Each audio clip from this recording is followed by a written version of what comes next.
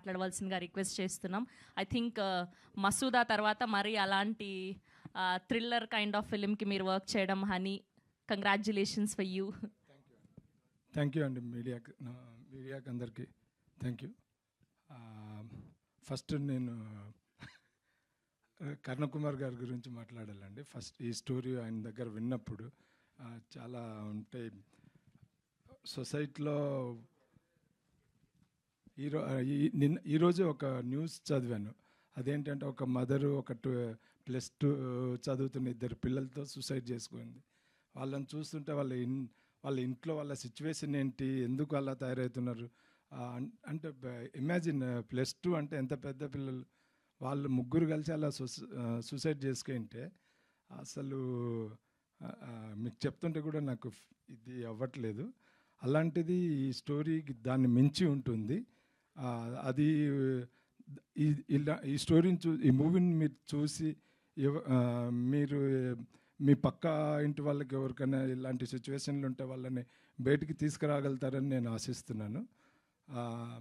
తర్వాత మన ఓవా ఎంటర్టైన్మెంట్స్కి వస్తే రవి గారు, ఆయన గురించి చెప్పాలి. నెక్స్ట్ జనరల్గా మూవీస్ వచ్చేసి ఇలా ఇండిపెండెంట్ మూవీస్కి ఒక 60-70% 60-70% షూట్ అయిన వెంటనే ఏమో ఆ ఫైనాన్షియల్ స్ట్రగుల్స్ అవి ఇవి అట్లా ఉంటాయి చిన్న మూవీస్కి. అలాంటి రవి గారి ప్లానింగ్ వల్ల టోటల్ మూవీని టుడే దాకా, నాకు తెలిసి టుడే కదా ఇంకొక మూవీ కూడా చేసినా ఆయన అదే స్టాండ్ అవుట్ అవుతాడని అనుకుంటారు. అంత అంటే హెవీగా అమౌంట్ ఉందని కదా దాని ఉద్దేశం. ఆయన ప్రాపర్ ప్లానింగ్ అతని వల్లనే నాకు ఎప్పటి నుంచో అనమార్ఫిక్లో షూట్ చేయాలనుకున్నాను ఈ మూవీ.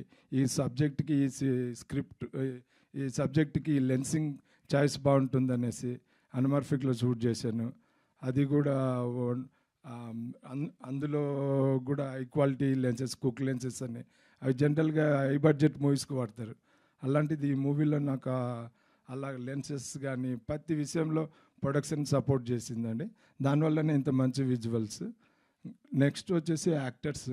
నవీన్ గారు లుక్ టెస్ట్లో నుంచే ఆయన ఇన్వాల్వ్మెంట్ యాక్టింగ్లో, క్యారెక్టర్స్లో అట్లాగా. ఇంకా నెక్స్ట్ ప్రతి క్యారెక్టర్ అండి, ఒక్కటని కాదు.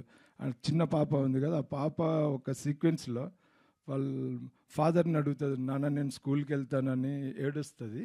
ఆ సీన్లో అయితే మేము లిటరల్గా ఏదైనా పక్కింట్లో చిన్నపిల్లలు ఏడుస్తుంటే వినపడుతుంది చూడు, అంత న్యాచురల్గా పర్ఫామ్ చేసింది.